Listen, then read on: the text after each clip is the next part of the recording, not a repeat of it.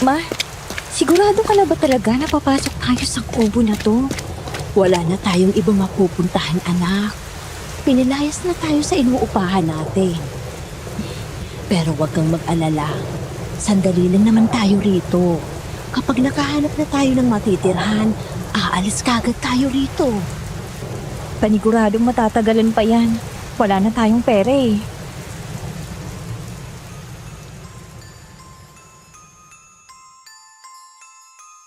Ako si Ellen at ang kasama ko sa gabing yon ay ang aking ina. Simula pa nung bata ako, ang mama ko lang talaga ang bumubuhay sa akin. Mahirap ang buhay namin at ang tanging nagpapakain lang sa amin ay ang aming kinikita ni mama sa pagtitinda niya ng kakanin.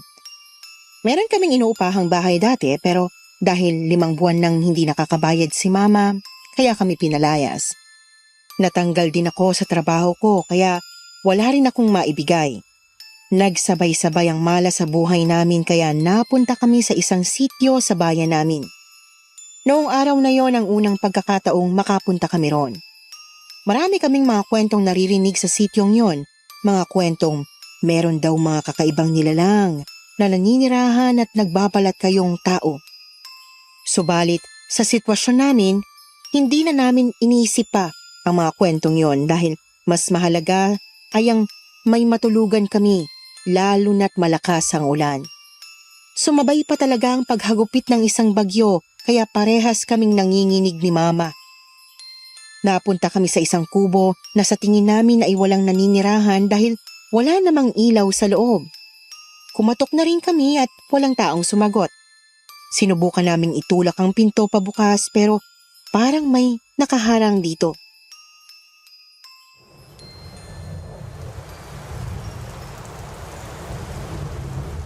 Ma, matagal pa ba? Ayaw bang mabuksan? Tulungan mo ako. Ang bigat-bigat ng pinto.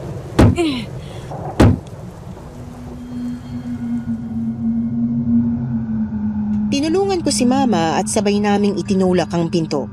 Napagtagumpayan naman naming pumasok sa loob. Doon na kami nakahinga ng maluwag nang makaupo kami sa sahig na gawa sa kawayan. Meron lang doon isang silya na gawa sa parehas na materyales at bukod pa ron, wala na kahit na isang kagamitan sa loob.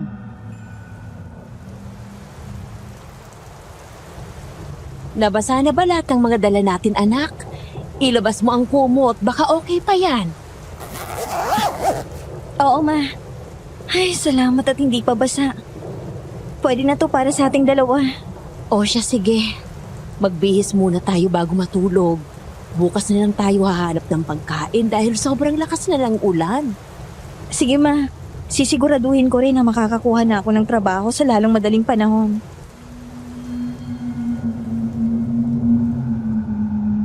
Hindi pwedeng manatili na lang kaming ganito ni mama at ayoko na rin maging pabigat sa kanya.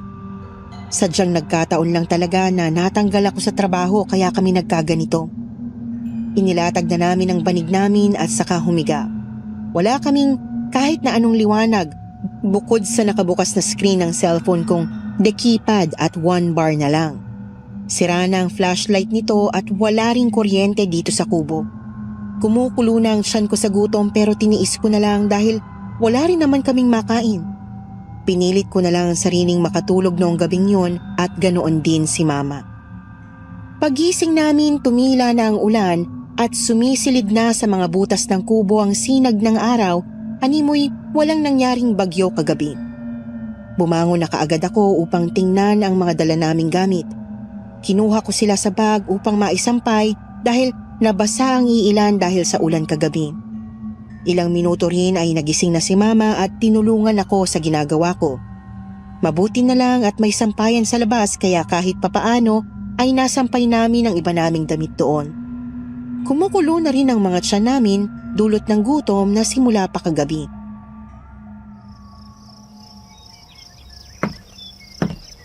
Nak, tingnan ko lang muna yung wallet ko at baka may barya pa ako ron.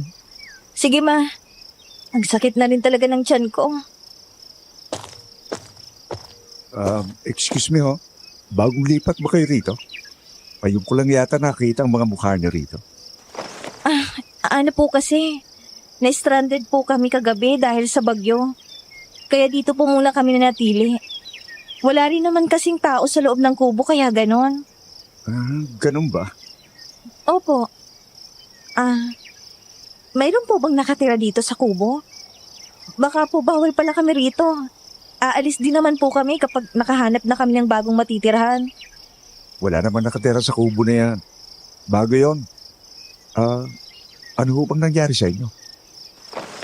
Napalayas po kasi kami sa inuupahan namin. Kasi hindi na kami nakapagbayad. Nawalan din po ako ng trabaho kaya ayun po. Ay, naku, Iha. Kawawa naman pala kayo. Huwag kayong mag-alala. At matagal namang wala na nakatira sa kubo na yan. Kumusta naman ang gabi niyo? Wala ba kayong naramdamang kakaiba?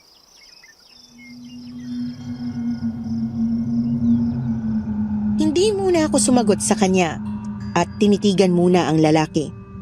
Sa tingin ko ay ilang taon lang ang tanda niya kay mama. At sa tingin ko rin ay matagal na siyang naninirahan sa sityo na napuntahan namin. Hindi ko lang maintindihan kung bakit ganoon ang kanyang tinatanong. Nandoon sa mga mata niya ang bahid ng kuryosidad, ngunit natatabunan niyo ng pag-aalala. Ano pong ibig niyong sabihin? Kung okay lang po ba ang naging tulog namin? Oo, yun nga, Iha. Okay naman ang pagtulog niyo? Okay lang naman po. Ang lakas-lakas ng ulan tsaka sobrang pagod kaming dalawa ni Mama kagabi kaya bumagsak talaga kaagad ang mga katawan namin. Mabuti naman kung ganun. Nasaan po palang nakatira dito dati? Sila? Lumipat na sila ng matitirahan pagkatapos nilang mamatayan. Siguro, ayaw nilang maalala na ang bunso nila. Kaya sila lumipat. Nga pala. Hindi pa pala ako nagpapakilala sa inyo. Ako pala si Jonard. Taga dyan lang ako. Tinuro nito ang bahay na katabi lang ng kubo na tinitirhan namin. Nginitian ko naman siya at nagpakilala rin. Tumagal pa ng ilang minuto ang naging usapan namin at mukhang okay naman itong si Mang Jonard. Ang masasabi ko lang sa kanya ay napakadaldal niya. Kung ano-ano na lang kasi ang ikinukwento niya na animoy matagal na kaming magkakilala. Nagpaalam lang siya sa akin nang tawagin siya ng kasama niya sa kanilang bahay.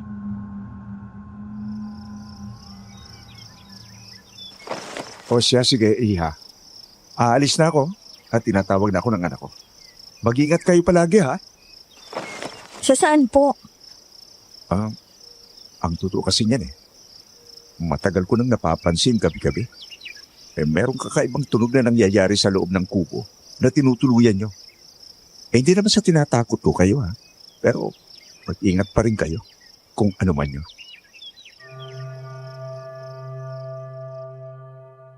Pinagmasdan ko si Mang Jonard na naglalakad na palayo. Napaisip ako sa mga sinabi niya. Ano ang mga tunog na binanggit niya? Hanggang sa makabalik na lang si Mama ay hindi pa rin yun nawala sa utak ko.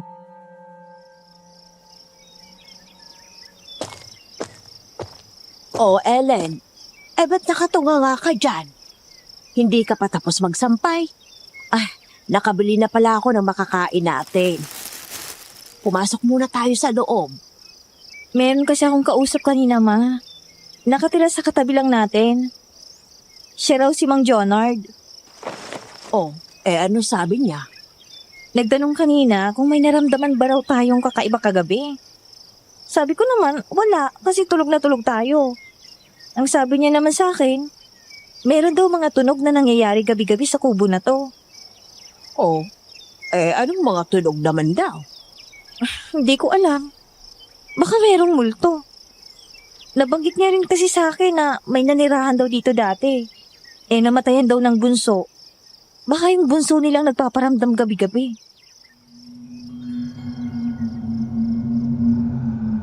Kahit hindi pa ako nakakakita ng multo, marami kasi ang mga kwento tungkol doon. Tsaka, isa rin sa kwento ng kaibigan ko dati sa high school na nagparamdam daw sa kanya ang lolo niya matapos nitong pumanaw. Doon ko naisip na baka totoo nga sila. Kahit na hindi pa ako nakakakita kahit na isang beses. Si mama naman ay tiningnan lang ako habang nakataas ang isang kilay.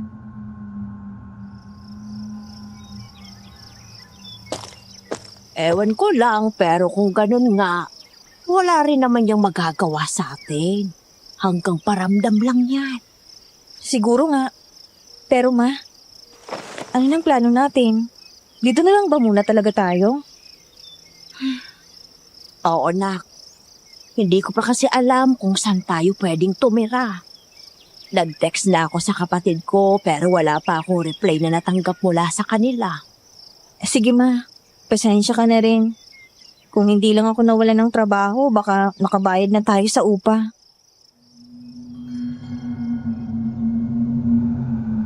Nakakainis din naman kasi talaga ang dati kong tinatrabahuhan.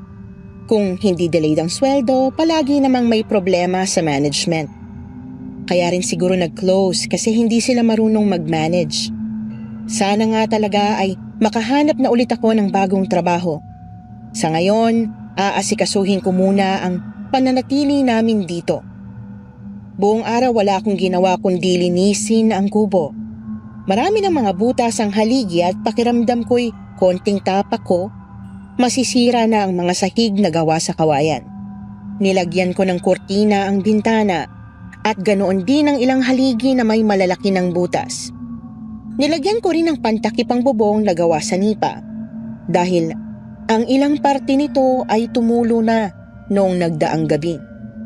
Nagawa ko na rin makapag-charge ng phone ko doon sa bahay ni Mang Jonard kaya nakakapag-text na ako sa ilang mga kaibigan ko at naging kasamahan sa trabaho. Magtatanong ako sa kanila kung may alam ba silang job opening sa ngayon. Dumating ang gabi at nakabalik na rin si mama matapos nitong magpunta sa kaibigan niya upang manghiram ng pera. May nahiram ka ba ma? Oo, pero 400 lang. Ay, hirap din kasi sila Berne. Buti naman at pinahiram pa rin nila tayo. Okay na yan ma. Makakabili na tayo ng bigas at ulam niyan. Itabi mong 200, baka pwede mong ipangbili ng sangkap sa mga kakanin mo. Yun nga rin ang plano ko, anak. Para kahit papano naman, ay merong perang mababalik sa atin kapag nakapagtinda ako.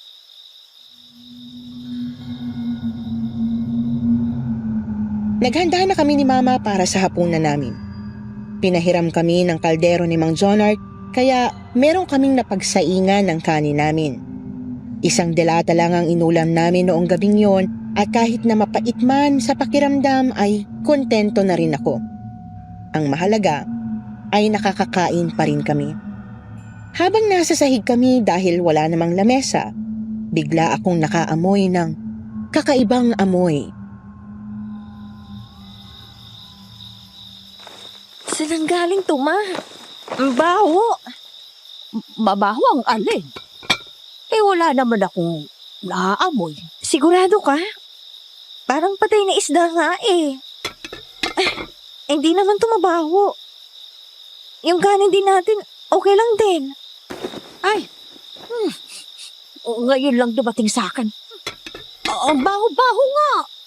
Ay, nako. Hanapin mo, Ellen. Baka nandyan lang sa tabi-tabi.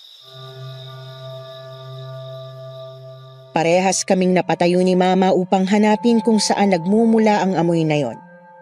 Inamoy ko na ang mga damit namin pero hindi naman nagmumula doon.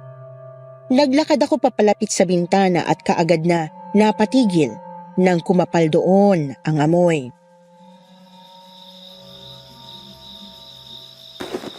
Parang alam ko na yata sa nanggagaling ang amoy ma. Nandito sa labas. Iwinaksi ko ang nakatakip na kortina doon at dumungaw sa ibaba. Nagbabaka sakaling meron doong itinapon na patay na isda o ibang hayop subalit nagitla ako nang may isang figura na dumaan at sa bilis nito ay parang isa na lamang itong anino. Napaatras ako kaagad. Ano yun? Oh, bakit? Anong nangyari? May duman sa labas ng bahay ma. Hindi ko alam kung ano. Wala naman akong nakikita. Baka pusa lang yun. Ano bang itsura niya?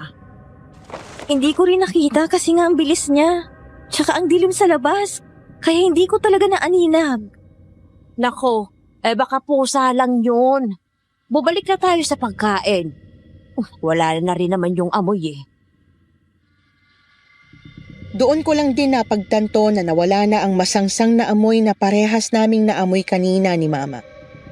Kahit na medyo hindi maganda ang pakiramdam ko roon, ay binaliwala ko na lang at inisip na baka dala lang ng simoy ng hangin ang amoy na yon.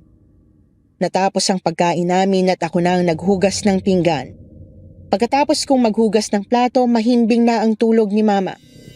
Tumabi ako sa kanya at matutulog na rin sana pero dumaan lang ang ilang minuto, hindi pa rin ako dinadalaw ng antok. Nakatitig lang ako sa bubong habang nagpapabalik-balik sa isipan ko ang malansang amoy kanina. Hindi naman yun ang unang pagkakataon na nakaamoy ako ng ganon kabaho pero nagtaka lang ako kung bakit bigla itong nawala. Hindi naman kasi malakas ang hangin, kaya paanong bigla na lamang itong naglaho? Ang isa pa na inaalala ko ay yung nakita kong mabilis na figura. Hindi ko mapunto kung pusa ba talaga yon dahil malaki ang nakita ko. Napabuntong hininga na lamang ako at nilingon si Mama.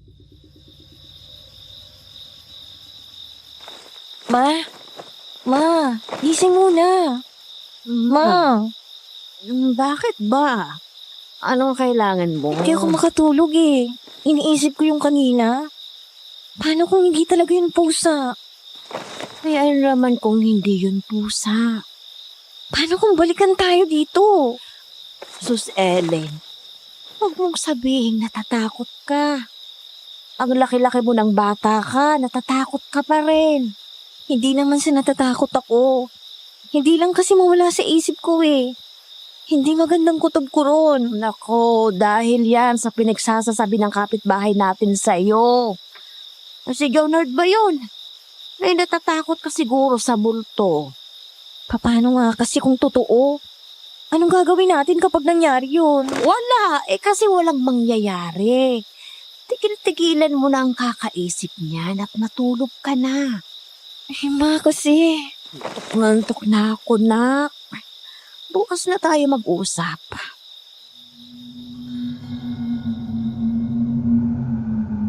Hindi na ako nakasagot pa ng talikuran ako ni Mama at magtalokbong siya ng kumot. Napabuntong hininga na lang ako at sinubukang matulog ulit.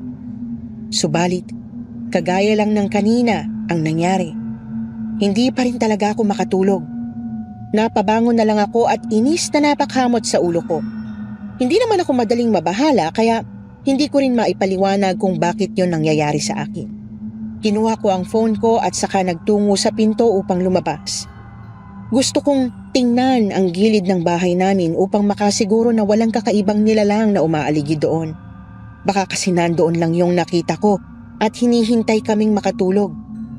Saka lang ako matatahimik kapag masigurado ko na kung anong klaseng nilalang nga ang naroroon. Napakrus ako sa mga braso ko dahil sa lamig ng gabi. Hindi ko makita ang buwan dahil sa makapal na ulap na tumatakip. Tahimik lang ako naglalakad sa madamong paligid ng bahay namin nang meron akong marinig na mga kaluskos. Kaagad na tumayo ang mga balahibo ko sa katawan nang maalala ang sinabi sa akin ni Mang Jonard.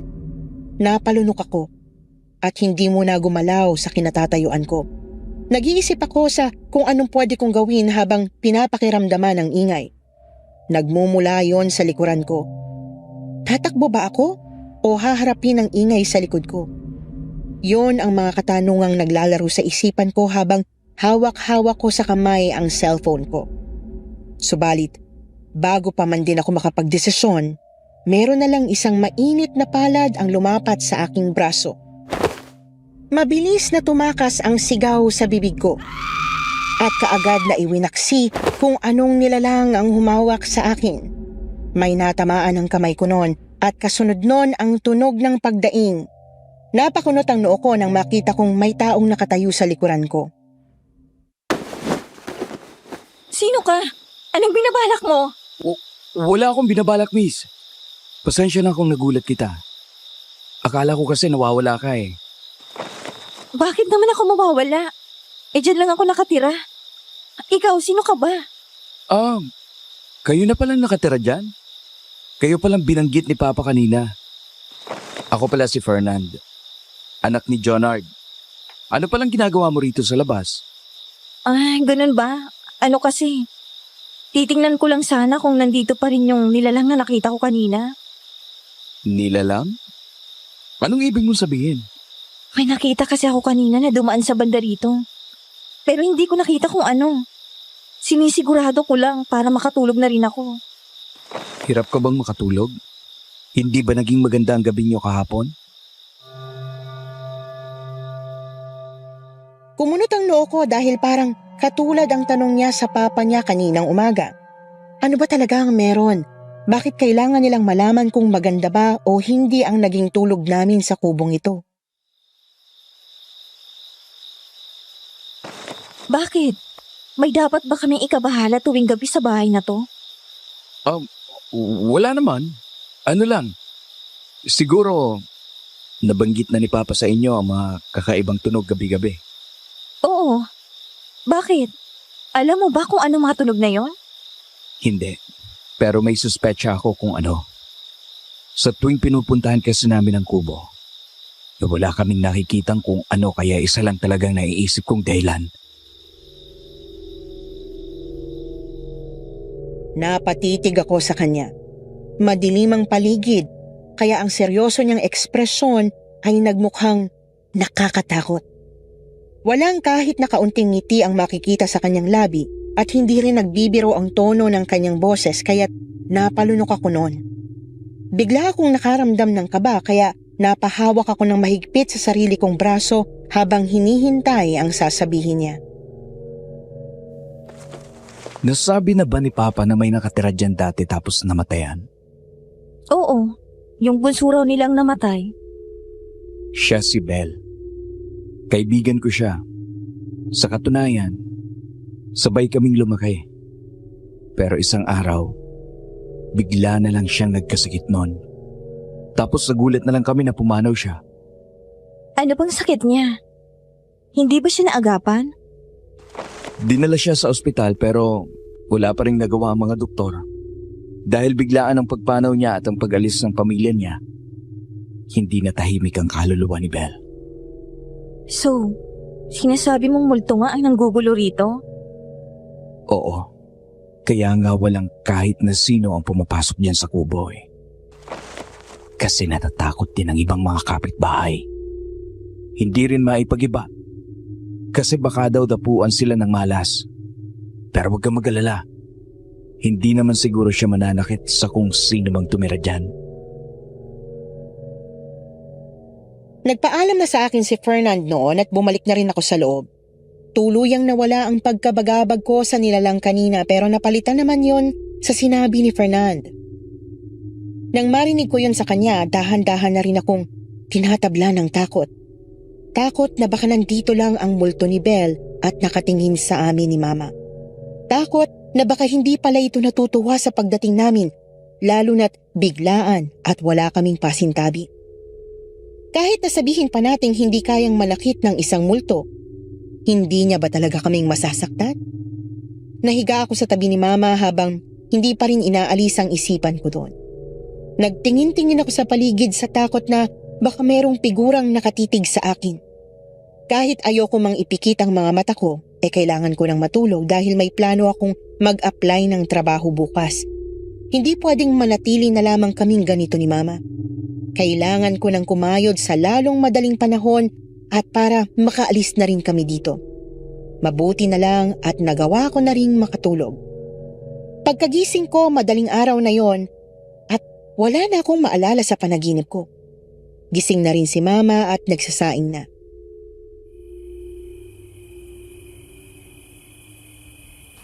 Ma, mag-a-apply ako ngayon ng trabaho. Nag-text sa akin ang kaibigan ko.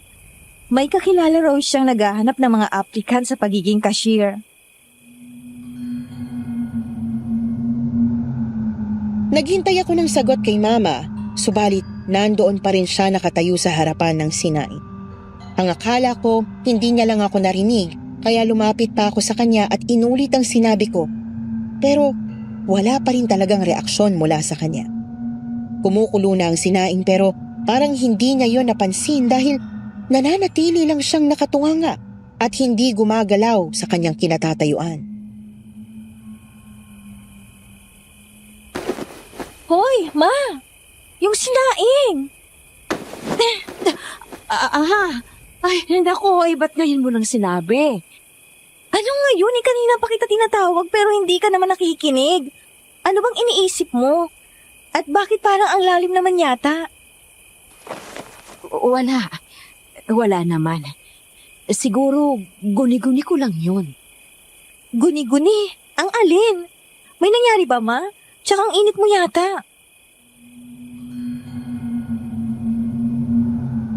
Noong hinawakan ko ang braso niya kanina, ramdam ko na talaga ang init niya. Pansin ko rin ang pamumula ng mukha ni Mama. Pagdapo ng mga palad ko sa kanyang noo, doon ko na kumpirma na may lagnat siya. Mukhang nagbunga na yata ang gabi na basang-basa kami sa ulan. May pambili ka ba ng gamot, Ma? Baka tumaas pa tong lagnat mo. Lagot tayo nito.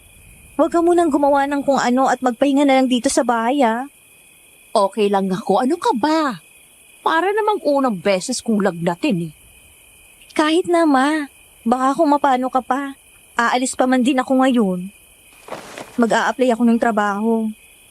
May nahanap ka na bang hiring? Opo, dun sa kaibigan ko. Sana talaga matanggap ako. Para kahit papano ay makakain tayo ng maayos. Yung perang nahira mo, parang hindi na yata aabot yun bukas eh. Magtitinda ako ngayon. Ha? Sa tingin mo ba makakapagluto ka sa lagay na yan, Ma? Oo nga pala. Yung tatanungin ko sana kanina. Anong guni-guni mo lang? Ano kasi? Kanina pagising ko, parang may tao sa labas ng bahay natin. Nakita mo ba kung sino? Hindi eh. Napasadahan ko lang kasi sa bintana. Nung tiningnan ko ulit, nawala na lang siya bigla. Babae ba o lalaki? Naalala mo bang mukha niya? Babae. Mahaba ang buhok niya tapos nakatingin siya rito sa bahay natin. Natahimik naman ako roon nang maramdaman ko ang malakas na pagtalbog ng puso ko. Posibleng ang babaeng yon ay ang namatay na bunso na si Belle. Napalunok ako dahil lalo lang tumataas ang suspetsya ko na nandito nga ang multo sa kubo. Nalilito ako kung sasabihin ko ba kay Mama ang nalaman ko kagabi o mananatiling tahimik na lang. Napansin yata ni Mama ang pagkabahala ko noon kaya niya ako tinanong. Okay ka lang ba? Namumutla ka yata. Opo, okay lang naman. Maghahanda na ako para sa lakad ko, Ma. Iniwanan ko na si Mama para pumunta sa poso para maligo. Parang yelo ang lamig ng tubig. Pero hindi sapat yon para maalis ang isipan ko sa pag-iisip patungkol sa sinabi sa akin ni Mama. Hanggang sa kumain kami ng umagahan ay nananatili kaming tahimik. Sa tingin ko ay nababahala pa rin si Mama sa nakita niya. Nagpaalam ako sa kanya para umalis na. Habang naglalakad ako sa kalsada ay merong sumabay sa akin. Napalingon ako at bumungad sa akin ang lalaking nakilala ko kagabi. Kumpara kagabi, maaliwalas ang kanyang mukha. Nakangiti rin siya sa akin at masasabi kong meron siyang itsura. Hi Ellen, kumusta naman ang gabi mo? Nakatulog ka na ba? Oo. Teka, saan ka pala pupunta? Bis na bis ka yata. Mag-a-apply ng trabaho. Ikaw ba? Oh, parehas pala tayo. Mag-a-apply rin ako. Mabuti yan para naman makaupa na rin kayo ng maayos sa tirahan ng mama mo. Tsaka ito nga pala. Ano to? Anong gagawin ko rito? Iinumin ko ba to? Tinitigan ko ang maliit at transparent na botelya na may lamang langis. Alam kong langis yon dahil sa amoy. Ang problema, hindi ko alam kung bakit niya ako binigyan ng ganito. Para saan ba ito? Pampaswerte ba ito? Para sa interview mamaya?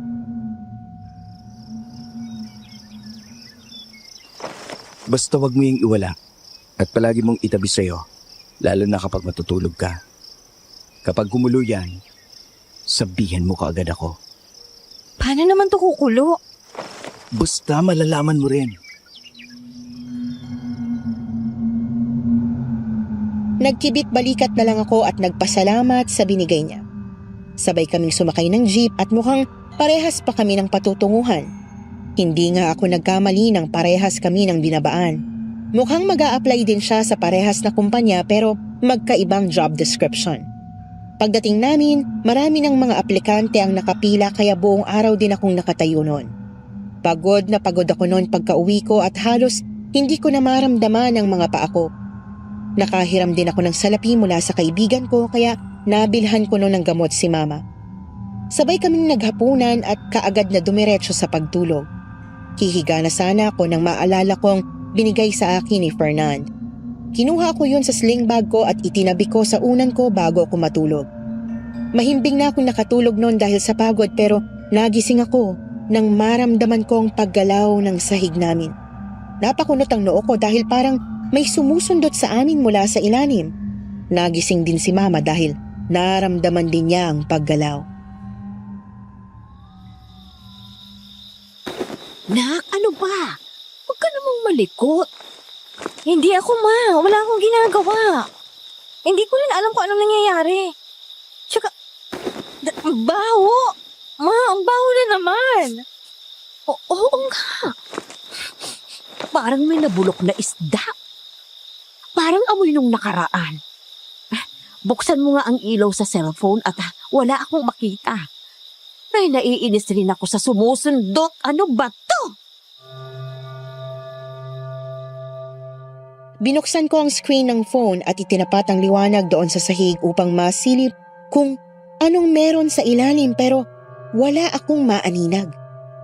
Nawala rin ang mga pag-alog na naramdaman namin pero ang masangsang na amoy ay naroon pa rin. Kaagad yung nasundan ng mga kaluskos mula sa pader kaya sabay kaming napalingon ni Mama sa may bintana. Dahan-dahan nang bumibilis ang tibok ng puso ko nang mapahawak si Mama sa braso ko. Tingnan mo nga na kung anong meron sa labas. Eh baka bumalik yung pusa na nakita mo kahapon. Ayoko, Ma. Natatakot ako. Tsaka sinabi ko na, hindi nga yun pusa. Masyadong malaki ang nakita ko kumpara sa isang pusa. Akin na nga lang yung cellphone mo at ako nang sisilip sa labas. Kinuha ni Mama ang cellphone sa kamay ko at saka tumayo. Napasadahan ng tingin ko ang botelya ng langis na nasa tabi ng unan ko. Napakunot ang noo ko nang makita ko itong bumubula. Para itong inilagay sa apoy kaya kumukulo. Inabot ko kaagad yon at tinawag si Mama bago pa siya makarating sa bintana. Ma, tingnan mo to. Bumubula ang langis. Hoy, eh saan mo yan napulot at bakit meron ka niyan? Binigay to sa akin ng anak ni Mang Jonard kanina. Bakit kaya to kumukulo? Ano kayang meron dito? Shh! Huwag kang maingay. Biglang inagaw ni Mama ang langis sa kamay ko at saka tinakpan ang aking bibig. Wala sa amin ang gumalaw o nagsalita noon habang ramdam na ramdam namin sa paligid ang mga ingay ng mga kaluskos at ang tunog ng mga yabag na animo pinapaligiran ang kubo namin. Nanuyo na ang lalamunan ko noon sa kakalunok habang si Mama naman ay nanatili ang tingin sa langis na kumukulo pa rin. Nang kumalma na ang langis, sakalang din nawala ang mga kakaibang ingay at amoy na pumapaligid sa amin. Doon lang din tinanggal ni Mama ang pagkakatakip sa bibig ko. Puno ng pagkabagabag ang kanyang mukha habang naroon pa rin ang tingin sa langis.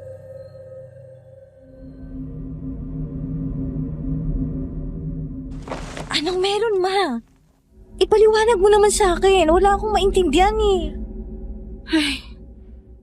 Wala bang ipinaliwanag sa'yo ang nagbigay nito? Wala. Ang sabi niya lang, wag ko raw tong iwala at itabi palagi sa akin. Kapag kumulo daw yan, sabihan ko raw kaagad siya. Ako nang kakausap din sa lalaking yan. Mukhang may alam yata silang hindi pa nila sinasabi sa atin. Anong ibig mong sabihin dun, Ma? Hindi mo ba alam na kapag kumulo ang langis, Ibig sabihin na merong aswang sa paligid. Aswang? Bakit naman magkakaroon ng aswang dito bigla-bigla? Hindi ko alam. Sila Jonard lang yata ang makakasagot sa katanungan natin. Parang mali rin talaga, nak, na nanatili tayo rito eh. Una pa lang, mali na ang kutob ko rito sa kubo na to.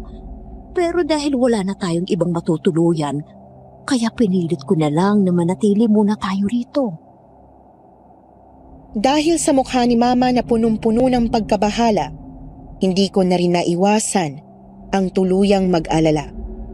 Hindi na ako nakatulog pa ulit nung gabing yon dahil sa takot na may aswang na bigla na lang papasok sa bahay namin.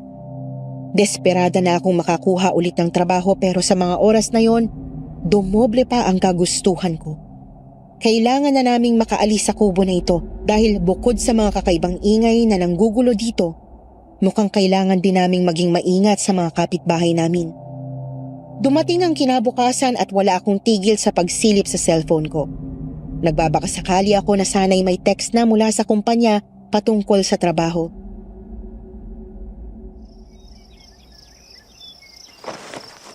Kailan ba nila ako tatawagan o kahit text man lang? Please, sana i-contact nila ako kaagad.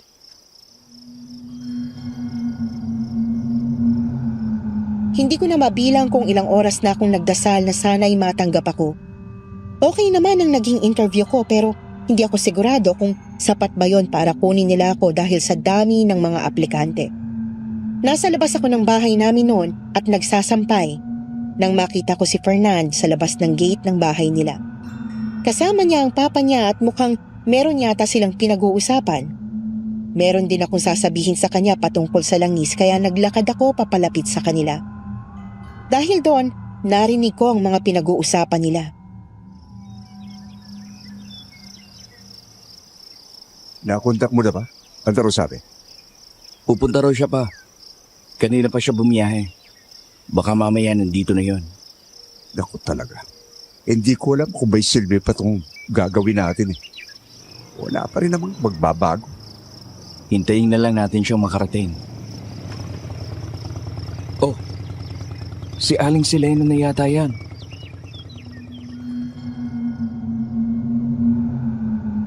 Mula sa tricycle, may lumabas dong isang babae na may katandaan na.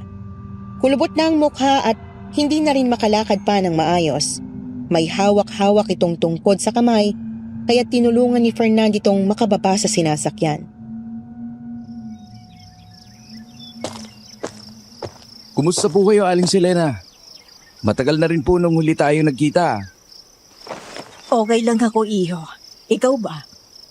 Totoo bang sinabi mo na may naninirahan na sa bahay namin? Opo. Tapos, may nagbago ba? Ang anak ko, ganun pa rin ba? Pasensya na po. Ang akala ko rin na may magbabago eh. Pero mukhang ganun pa rin po talaga. Ang mahalaga eh, wala pa naman siyang sinasaktan na kahit na sino. Kasalanan ko to lahat. Siguro kung hindi yun nangyari, baka napigilan din namin ang lahat ng to. Tuluyang umiyak ang babaeng nagngangalang Selena. Napalingon ang babae sa gawi ko, kaya kaagad akong umiwas ng tingin at naglakad na lang pabalik sa kubo. May kutob akong magiging personal na ang usapan at kahit na gusto ko mang makiusisa, baka magalit pa sila sa akin sa pagsulpot sa usapan. Base sa narinig ko, sa tingin ko, ang babaeng yon ang dating nakatira sa kubo.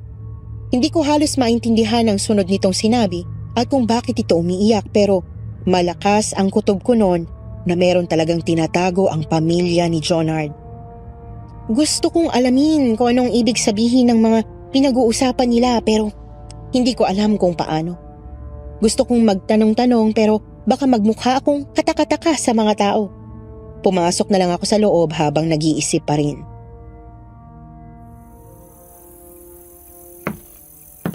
Oh, ba't ganyan ang mukha mo? May natanggap ka na bang text? Wala pa, ma. Meron kasing dumating na babae kina Fernand. Parang siya yata ang nagmamay-ari ng kubo na to. Talaga? Ano raw bang pinag-usapan nila? Mukhang ikunwento yata ni Fernand na may bago nang naninirahan sa kubo nila. Tsaka meron pa siyang binanggit tungkol sa anak niya. Pero hindi ko na yun maintindihan pa. Nako, pakiramdam ko pupuntahan tayo niyan.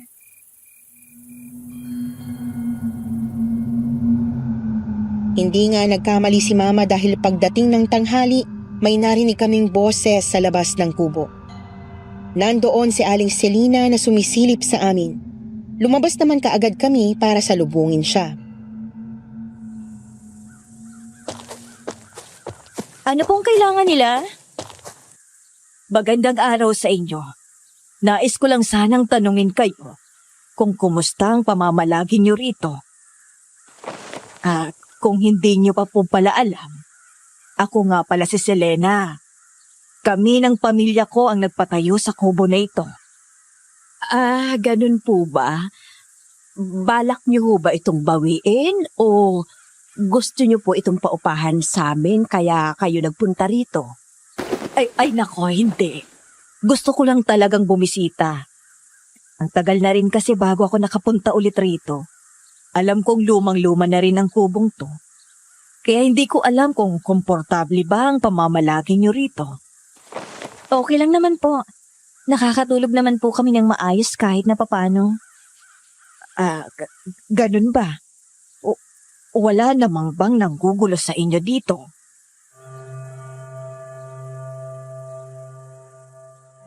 Nagkatinginan kami ni Mama dahil sa tanong niya. Parehas kaming nakaramdam na parang may ipinapahiwatig ito, subalit hindi lamang namin mapunto. Sa tingin ko naman ay may kinalaman ito sa nangyari kagabi. Peke akong ngumiti kay Aling Selina at nagpatay mali siya sa tanong niya.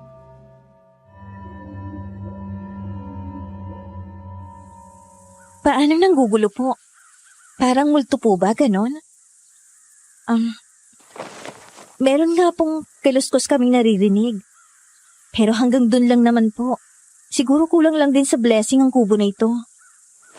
Ganun ba, Iya? Sige, hindi na rin ako magtatagal at ako'y aalis na. Salamat sa oras nyo at mag-ingat kayo parati. Kayo rin po.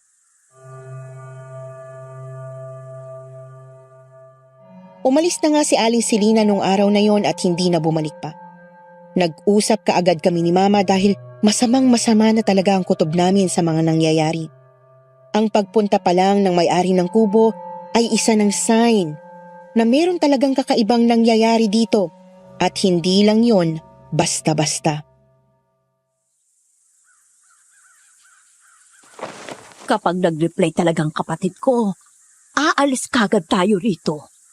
Kapag dinatanggap na ako sa trabaho, Ma, sisiguraduhin kong hindi na natin kailangan pang manatili sa ganito. Tingin mo ba, may alam kaya sila sa nalaman natin kagabi? Sigurado yan, Ma. Para saan ba't binigyan nila ako ng botelya ng langis? Ay, hindi ko maintindihan kung bakit kailangan pa nilang itago sa atin kung alam naman nila na may aswang na nanggugulo sa kubo na to. At saka, bakit pa sa kubo na to nagpupunta ang aswang? Ay, hindi ko maintindihan.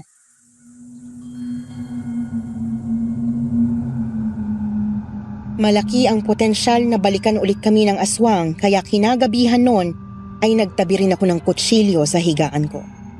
Naglagay rin si Mama ng dinikdik na bawang sa bintana namin para daw hindi ito basta-bastang makakalapit sa amin.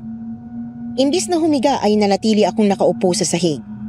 Sinita na rin ako ni Mama na mas mabuting matulog na kesa maghintay sa aswang pero hindi ko naman kayang matulog sa lagay na yon. Kailangan kong maging alerto sa mga posibleng mangyari. Naiwan akong gising nung mga oras na yon dahil pinili na ni Mama na matulog. Meron pa rin kasi siyang sinat at gusto ko rin namang magpahinga siya. Hanggang sa pumatak ang 10:00. Napatingin ako sa botelya ng langis na nasa tabi ko nang bigla itong kumulo. Sumunod doon ang tunog ng mga pagkaluskos na animo may buntot na pumapahid sa mga damong nasa labas ng bahay.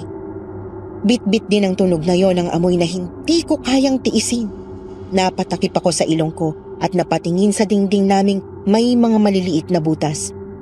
Gawa lang ito sa amakan at dahil tuyong-tuyo na ito, konting suntok lang siguro nito ay mabubutas na ng tuluyan ang dingding. Lumapit ako doon para silipin at makita ko mismo kung anong klaseng nilalang ba ang naroon. Kahit na nagwawala na sa kaba ang puso ko at nagsisimula na ring tumulo ang pawis sa palad at noo ko, gusto kong makita mismo ang aswang na umaaligid sa kubo. Walang multo ang narito kundi aswang. Isang aswang na hindi ko alam kung anong pakay sa amin, subalit pagtingin ko, isang mapayapang labas ang bumungad sa akin. Lalayo na sana ako ron nang bigla na lang may mga matang sumilip din sa butas na tinitingnan ko. Mabilis akong napahiyaw sa gulat. Pulang-pula ang mga mata nito na animoy napaliguan ng dugo. Bago pa man ako makalayo, bigla na lang nitong sinuntok ang pader. Nawasak ang amakan at lumusot doon ang kanyang matutulis na kuko. Lumayo ka sa akin! Kinuha ko agad ang kutsilyo na itinabi ko at sinaksak ang kamay ng aswang. Napaangil ito at kaagad na hinila ang kamay. Bago ko pa man makita ang kabuuan niya, ay nawala na ito sa harapan ko. Nanginginig ang buong katawan ko at hindi ko magawang gumalaw. Nagising si Mama dahil sa ingay na ginawa ko. Ellen, anong nangyari? Ayos ka lang ba? Oh, Diyos ko, ang dingding! Ma, nisaksak ko ang aswang. Pumunta ulit siya rito. Nasaksak ko siya, Ma. Natatakot ako makabalikan niya tayo ulit. Niyakap agad ako ni Mama nang hindi ko na napigilan pa ang sariling umiyak. Ramdam ko rin sa mga bisig niya ang kaba dahil siya rin mismo ay nanginginig. Siguro ay nag-iisip na si Mama noon ng paraan para makaalis na kami kaagad sa kubo na yon. Ayoko nang manatili rito, Ma. Natatakot na talaga ako. Alam ko, nak. Ako rin. Takot na rin ako para sa atin. Sana lang talaga may magandang balita bukas. Paano kung gulong ulit tayo ng aswang? Anong gagawin natin, Ma? Makakaya pa ba nating manatili rito ng isa pang gabi? Walang maisagot si Mama dahil alam naming pareho na gustong-gusto na talaga naming umalis noong mga oras na yon. Ang problema, saan naman kami tutuloy? Walang-wala kami. Wala kaming pera at wala rin kaming malalapitan na pwedeng magpatuloy sa amin. Ang kapatid ni Mama ay wala pang reply kaya wala talaga kaming choice kundi ang mas stranded sa kubo na yon kahit na wala na namang bagyo. Kinabukasan noon parehas kami ni Mama na walang tulog. Kahit papaano ay nairaos namin ang gabi dahil hindi na bumalik pa ang aswang pagkatapos ko itong saksakin. Saktong paglabas ko ay nakita ko si Fernan sa kalsada. Kaagad akong lumapit sa kanya umaasang matutulungan niya kami.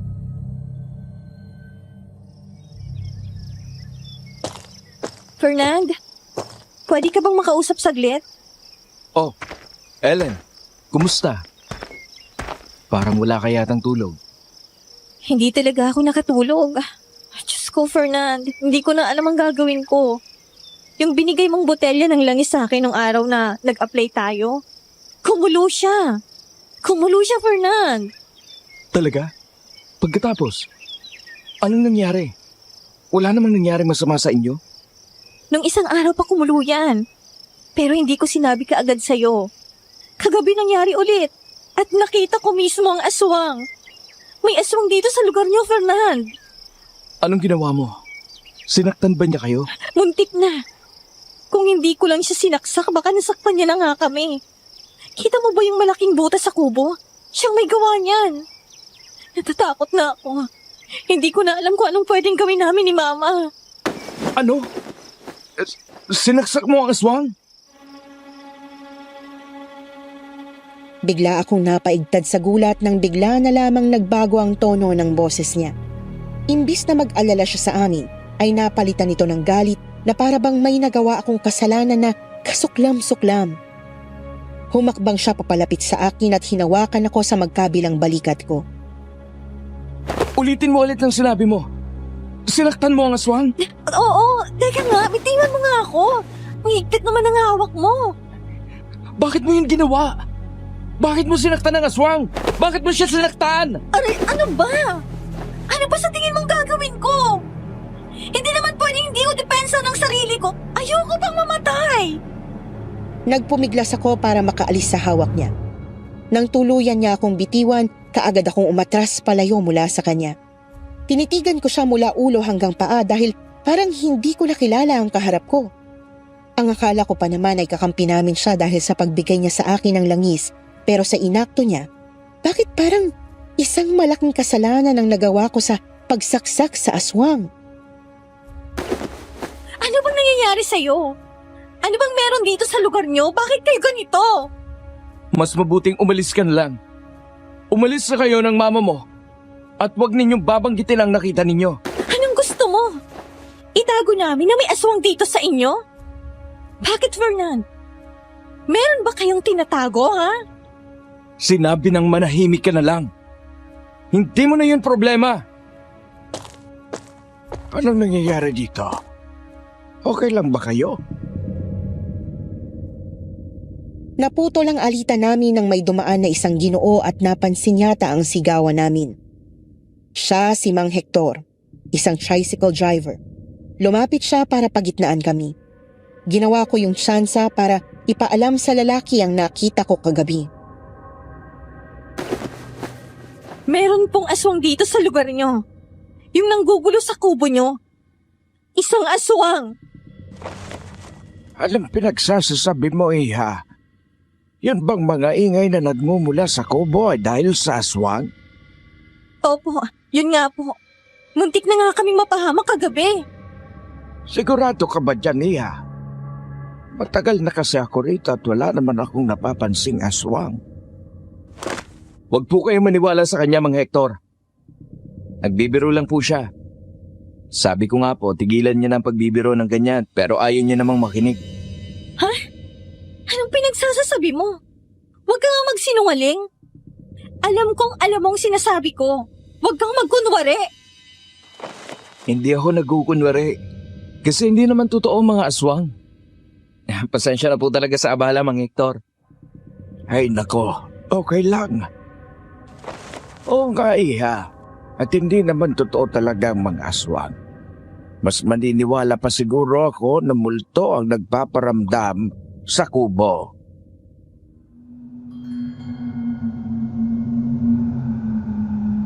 Naglakad na palayo sa amin si Mang Hector. Para akong nawalan ng pag-asa nang hindi niya ako pinaniwalaan.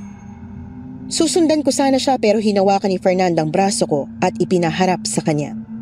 Salubong na salubong ang kilay at halatang hindi siya natuwa sa ginawa ko.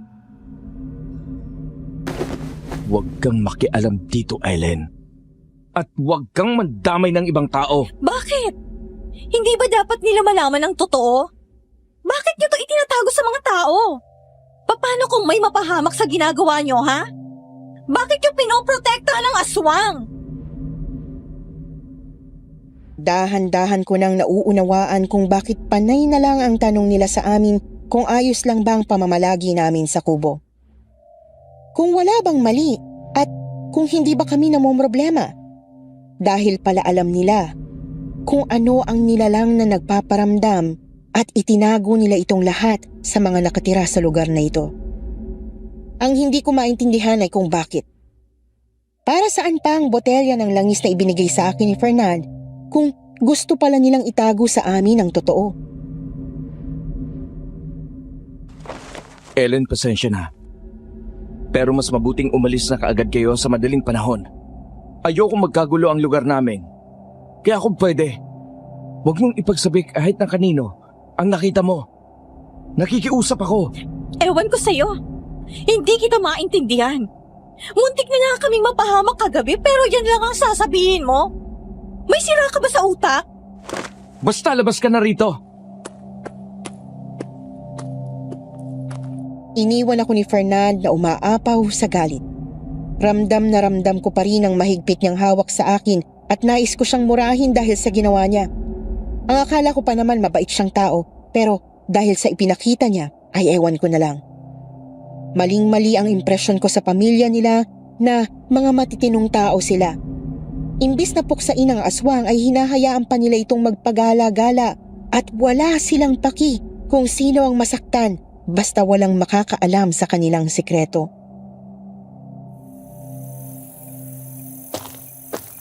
Nak, anong ginagawa mo dyan sa labas? Pumasok ka dito sa loob at magsaing ka na. Nakakainis, ma. Hindi ka maniniwala sa sasabihin ko ngayon. Tingnan mo tong braso ko. Ba't namumula yan? Anong nangyari? May nanakit ba sa'yo? Yung butihing anak ni Mang Jonard. Nakita ko siya sa labas kanina. Kaya nagsumbong ako sa nangyari kagabi. Ang akala ko pa naman tutulungan niya tayo. Pero alam mo bang ginawa niya sa akin? Oh. Nagalit siya na sinaksak ko ang aswang. Ano? Baliw ba yung anak ni Jonard? Yan din ang gusto kong malaman. Gago siya. Gusto niya pang itago kung anong totoo. Ibig sabihin, alam nila ang tungkol sa aswang? Oo, ma. Sigurado na ako ron na alam na nila simula pa lang. Na aswang talagang nanggugulo rito sa kubo. Nako, kaya naman pala tanong ng tanong sa atin kung okay lang ba tayo. Mukhang hindi nga natin sila pwedeng pagkatiwalaan. Baka sila pang ikinamatay natin. Noong araw na yon, walang tigil sa pag-contact si Mama sa kapatid niya. Tinadtad niya na ito ng text. Ganon din ako sa mga kaibigan ko. Nagtatanong kung meron na bang resulta. Gustong-gusto na talaga naming makaalis kaagad sa lugar na iyon dahil hindi lang ang kubo, kundi pati na ang mga tao rito ay may mali. Bago pa kami makapaghapunan, may dumalaw sa amin noong gabing yon. Kunot noo naming tiningnan ang lalaking naroon sa labas.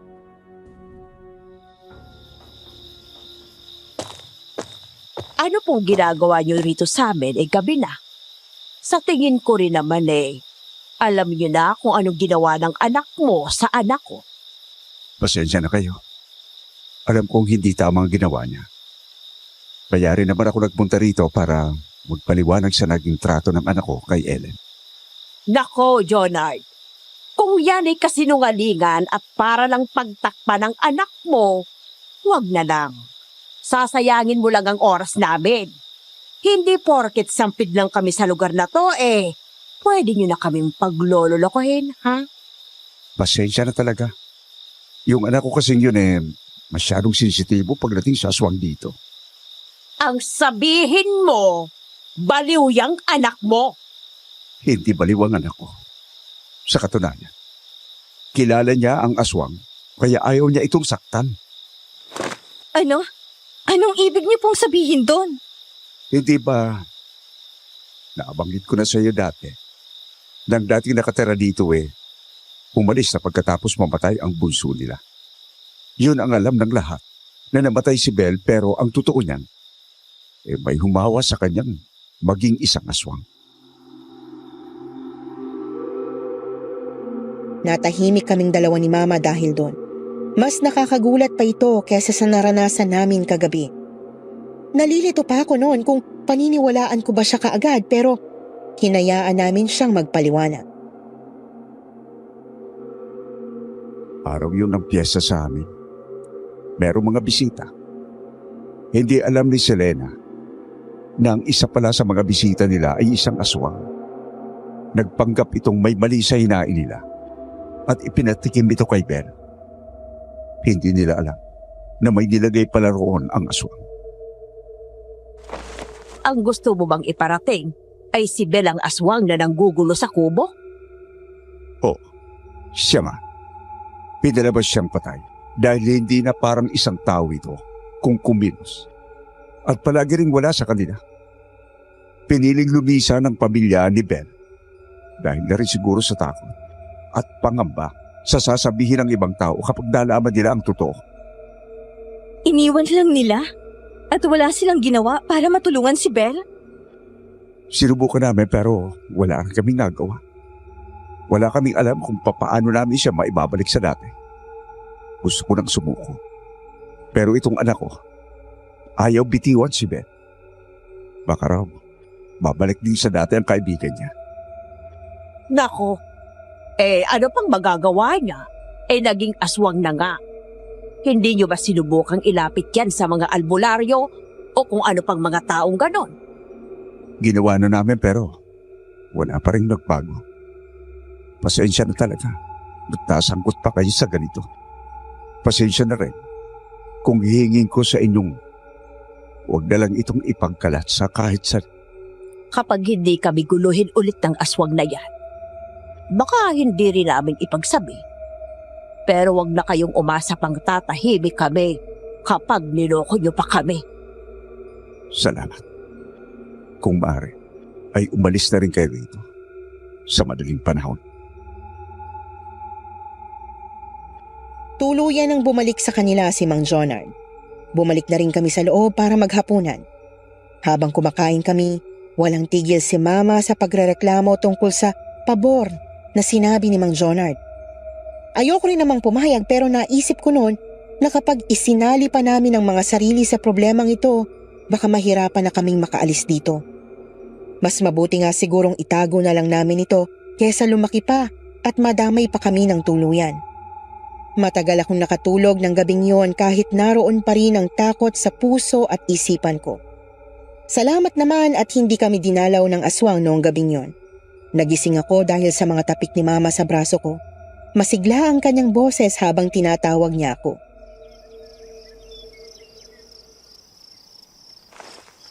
Nak, gising. May maganda akong balita. Ano yun, Ma? Nag-reply na sa akin si ate.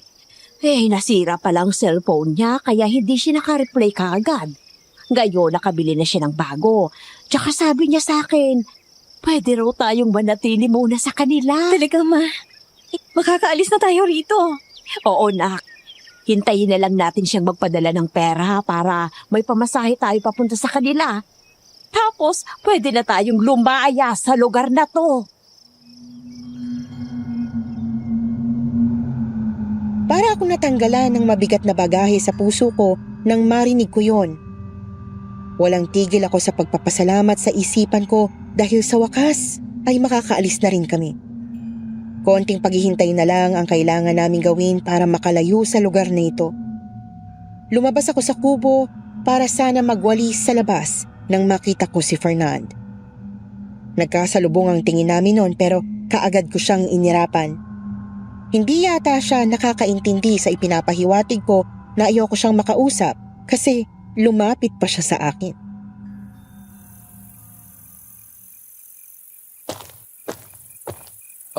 Ellen, pwede ka bang makausap saglit? Hindi. Sa tingin mo ba nakalimutan ko ng ginawa mo sa akin kahapon? Kahit pa ipaliwanag ng papa mong rason mo, galit pa rin ako sa'yo. Alam ko. Kaya sorry talaga. Maling-mali ang nagawa ko. Hindi ko kasi napigilan ng sarili ko eh. Sorry, Ellen. Tapos ka na ba? Kasi kung oo, pwede ka nang umalis. Tsaka kunin mo na rin yung binigay mong langis sa akin. Hindi ko maintindihan ba't kailangan mo pa yung ibigay kung magkakaganyan ka rin lang naman. Bala ko naman kasi talagang ipaalam sa'yo ang totoo. May aswang sa kubo. Hindi ko lang kasi inakala. Nasasaksakin mo siya. Malamang, sinugod niya ako eh. Hindi ko rin alam kung bakit balik siya ng balik sa kubo. Yan ang rason kung bakit hindi ko rin siya kayang bitiwan. Baka kasi nasa katinoan pa siya. Kaya siya bumabalik sa kubo. Baka rin hinahanap ni Belle ang pamilya niya. Kaya rin pinapunta ko si Aling Selena dito kasi nagbabaka sakali ako na magpapakita si Belle. Ellen, pumasok ka rito! Huwag mo nang kausapin ng taong yan! Huwag ka rin mag-alala, iho.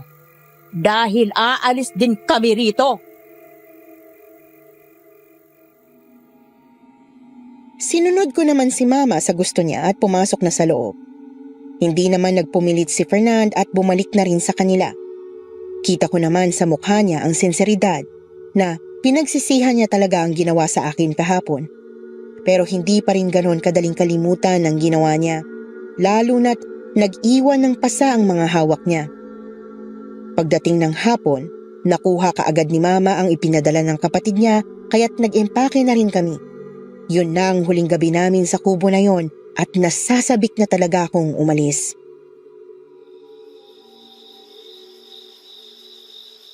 Nak, matulog na tayo. Maaga pa tayo bukas eh. Kalimutan mo muna ang aswang. Sapat na ba tong mga bawang na ipinalibot natin? Paano kung sumugod siya ulit? Eh di saksakin mo ulit. Meron din akong kutsilyo rito, kaya maghanda na lang siya.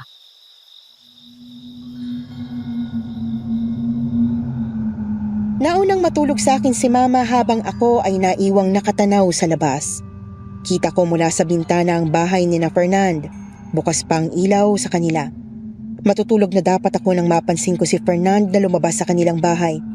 May dala itong balde at base sa pagbitbit niya ay mukhang mabigat ang laman nito. Naglakad siya sa gilid ng bahay nila at kaagad na isinaboy ang laman ng balde. Napakunot ako dahil sa dami ng mga balat ng karneng itinapon niya. Fernand, tapos ka na riyan. Pumasok ka na sa loob bago ka pa niyang maabutan.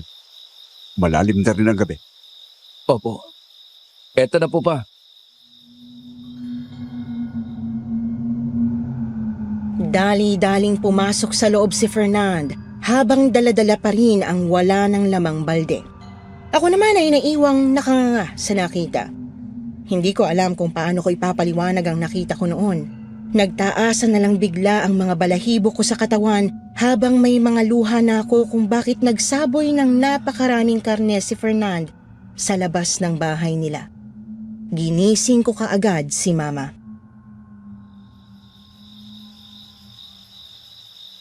Ma? Tingnan mo, bilis! Ha? Bakit? Ano bang meron? Kita mo yung mga karne sa labas? Sinabo yan ni Fernand kanina. Oh, Diyos ko. Ang daming karne. Eh, bakit tinapon lang nila yan? Hindi kaya pinapakain nila ang aswang? Kaya ba wala pa siyang nabibiktima dahil sa ginawa nila? Kung ano pa man yun, Ellen, huwag na lang tayong makialam. Aalis na tayo bukas, kaya dapat aalis tayong mapayapa.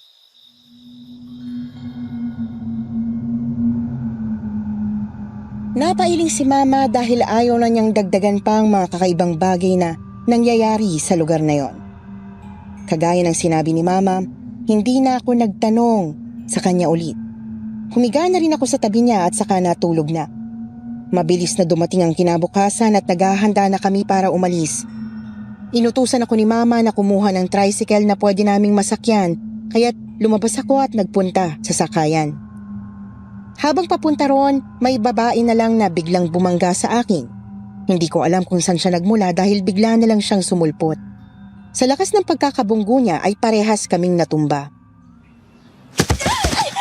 Ay, sorry! Okay ka lang ba? Pasensya na ha. Hindi kasi kita napansin. Okay lang. Ikaw, ayos ka lang ba? Oo. Salamat sa pagtatanong. Tinulungan niya akong tumayo kaya napatingin ako sa kamay niya na inilahad niya sa akin. Napakunot ang noo ko dahil sa laki ng sugat sa palad niya na dahan-dahan kong tinanggap upang hindi ko madaplisan ang sugat. Nang makatayo, doon ko lang naaninag ang kanyang mukha. Isa siyang babae na maputi at may mahabang buhok. Magkasing tangkad lang kami. Yun yata ang unang beses na nakita ko siya sa lugar na ito.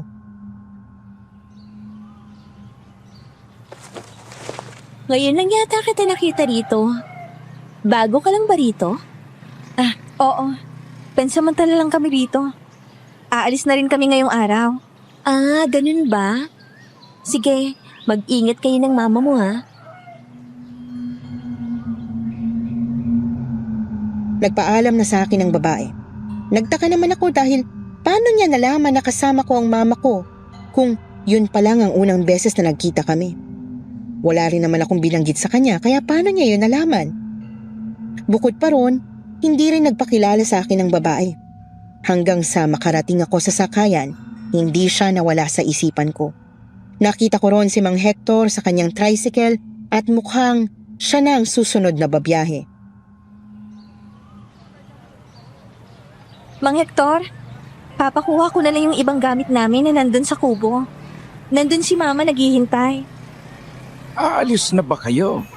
Opo, doon na po kami sa kapatid ni mama titira. mabuti naman kung ganon. Siya nga pala, may kausap ka ba kanina? Para kasing may kinakausap ka eh. Ah, kanina po ba? Hindi niyo po ba nakita yung babaeng nakabangga ko? Babae? Wala akong napansin eh. Baka binibiro mo na naman ako ah. Kagaya na lang nung isang araw tungkol sa aswang. Tumawa na lang ako bilang sagot sa kanya dahil kahit isang beses, hindi ako nagbiro sa kanya. Hindi rin naman niya ako paniniwalaan kaya hindi ko na lang din ipipilit.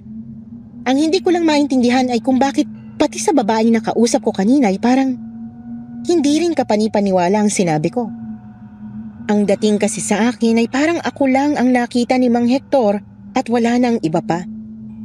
Napabuntong hininga na lang ako dahil parang dumadami lang ang kakaibang nangyayari sa lugar na ito sa bawat oras na nananatili kami. Umandar na ang sasakyan ni Mang Hector at sinundo na rin namin si Mama na naghihintay sa labas ng kubo. Bago kami tuluyang makaalis, nakita ko si Fernand na nakatanaw sa amin. Nilapitan ko siya sa huling pagkakataon. Fernand, bago ako umalis, may gusto lang akong itanong sa'yo. Ano yun? Yung kaibigan mong si Belle, pwede mo ba siyang ilarawan sa akin? Matangkad siya. Maputi.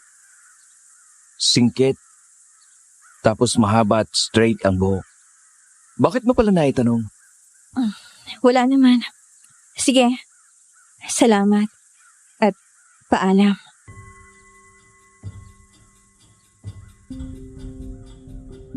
Sumakay na ulit ako sa tricycle. Noong araw na yon, tuluyan na nga naming iniwan ang lugar na yon.